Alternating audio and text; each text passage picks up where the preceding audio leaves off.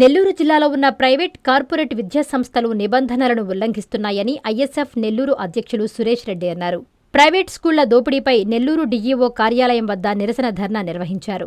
అనంతరం డీఈఓకి వినతిపత్రం అందజేశారు. ఈ సందర్భంగా సురేష్ రెడ్డి మాట్లాడుతూ, జిల్లాలో ఉన్న ప్రైవేట్, కార్పొరేట్ పాఠశాలలలో విద్యార్థుల నుండి అధిక ఫీజులు వసూలు చేస్తున్నారని అన్నారు.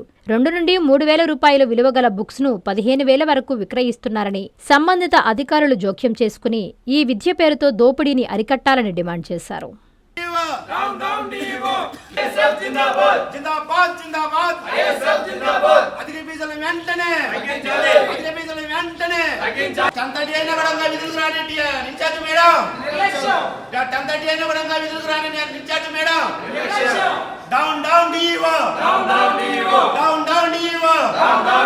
మీకు ఇన్ఛార్జ్ మీరు కాబట్టి మీకు ఇవ్వడానికి వచ్చింది. మీరు చర్యలు తీసుకోవాలి.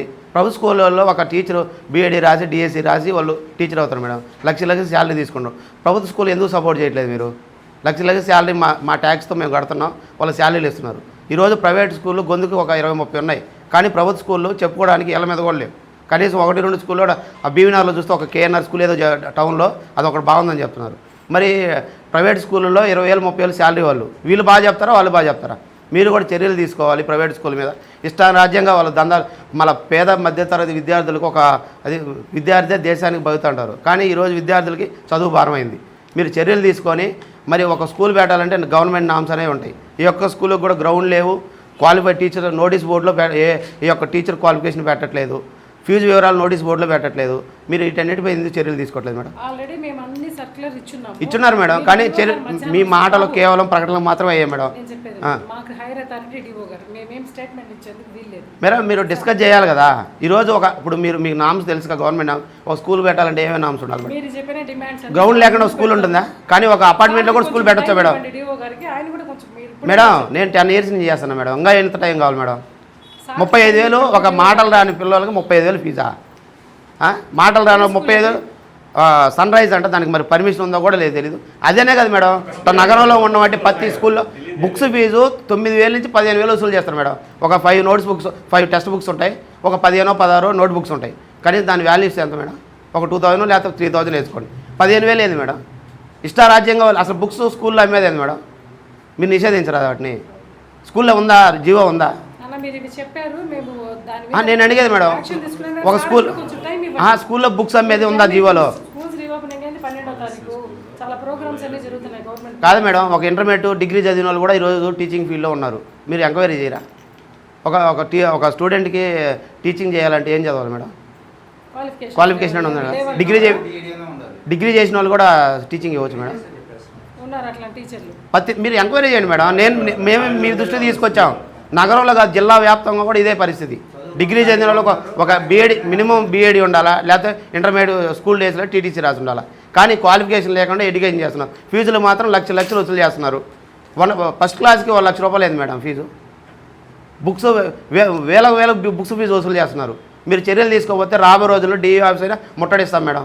అవసరమైతే డిఓ మేము జైలుగానే వెళ్తాం, కానీ దీన్ని మాత్రం వ్యతిరేకిస్తున్నాం మేము. నా పేరు Suresh Reddy, ISF student and district ప్రెసిడెంట్ని. ఈరోజు నగరంలో ఉన్నటువంటి ప్రైవేటు, కార్పొరేటు విద్యా సంస్థలు అధిక ఫీజులను దోపిడీని అరికట్టాలని డిఓ గారికి వినతిపత్రం ఇవ్వడానికి ఇక్కడికి రావడం జరిగింది. కానీ 10:30 డిఓ గారు గ్రీవెన్స్కి వెళ్ళారు. కానీ ఇన్ఛార్జ్ మేడం 10:30, ఈరోజు 10:30 టైమింగ్స్ అయితే ఈరోజు 10:40 అయినా కూడా ఎవరు కూడా వినతిపత్రం అందుకోలేని పరిస్థితిలో ఇక్కడ ఉన్నారు. అలాగే నగరంలో ఉన్నటువంటి అన్ని స్కూల్లో కూడా ఈరోజు విచ్చలవేడిగా ఫీజులు దోపిడీ చేస్తూ పేద మధ్యతరగతి విద్యార్థి తల్లిదండ్రులకు ఒక జలగల్లాగా రక్తం పీల్చుకు తింటూ లక్షలు, ఒక ఎల్కేజీ స్టూడెంట్కి 40,000, 50,000 ఫీజులు వేస్తూ, ఒక సెకండ్ క్లాస్ ఫీజులు 70,000, 80,000 ఫీజులు వేస్తూ విచ్చలవేడిగా వీళ్ళు ఫీజులు ఒక మాఫియాలాగా తయారు చేసి ఈరోజు ప్రైవేట్ స్కూల్ దందా నడుపుతున్నారు. ఒక విద్యార్థికి ఒక మంచి భవిష్యత్తు ఉండదని ఒక పేద తల్లిదండ్రులు స్కూల్లో చేరిస్తే, కానీ ఈరోజు విద్యను ఒక వ్యాపారం చేసి ఈ ప్రైవేట్, కార్పొరేట్ వాళ్ళు కేవలం విద్యని ఒక వ్యాపారంగా మాత్రమే చూస్తున్నారు. ఎన్నో విద్యలు ఒక విద్యార్థి భవిష్యత్తు బాగుండాలంటే స్కూల్ డేస్లోనే, కానీ ఆ స్కూలే ఈరోజు స్కూల్లో విద్యార్థి భవిష్యత్తు అన్యాయంగా ఫీజులు వసూలు చేసి వెళ్ళి గందరగోళం చేసే గురి చేస్తున్నారు. మేమేం డిమాండ్, ఐఎస్ఎఫ్ ఏం డిమాండ్ చేస్తుందంటే, ఒక స్కూల్లో మినిమం టీచింగ్ చేయాలంటే టీటీసీ చదివి ఉండాలి, లేకపోతే బీఎడీ చదివి ఉండాలి. కానీ ఈ రోజుల్లో డిగ్రీ చదివిన వాళ్ళు కూడా ఈరోజు టీచింగ్ ఫీల్డ్లో ఉన్నారు. కానీ ఒక డిఓ గారు ప్రతిరోజు కూడా ప్రకటన ఇస్తున్నారు, మేము అరికడుతున్నాం కానీ ఒక్కరోజు వాళ్ళ మాటలు కేవలం ప్రకటనలు మాత్రమే ఉంది. ఐఎస్ఎఫ్ చూస్తూ ఊరుకుండదు. రాబోయే రోజుల్లో వీటిపైన చర్యలు తీసుకోకపోతే డిఓ ఆఫీసు ముట్టడి చేసి పగలగొట్టడానికని వెనకాడబోమని మేము డిమాండ్ చేస్తున్నాం. ఐఎస్ఎఫ్ డిమాండ్ చేస్తున్నాం. గౌరవనీయులైన నారా లోకేష్ గారు ఎడ్యుకేషన్ మినిస్టర్ ఈరోజు ఆయన విద్యా వ్యవస్థలో మార్పులు తీసుకోవడానికి ఎంతో కృషి చేస్తుంటే కానీ వీళ్ళు సంవత్సరం ఫీజులు మార్పులు చేస్తూ వీటిలో మార్పులు తీసుకొస్తున్నా కానీ విద్యారంగంలో మార్పులు తీసుకురావడం లేదు. ప్రతి స్కూల్ కూడా ఈరోజు లక్షల ఫీజులు వసూలు చేస్తున్నారు.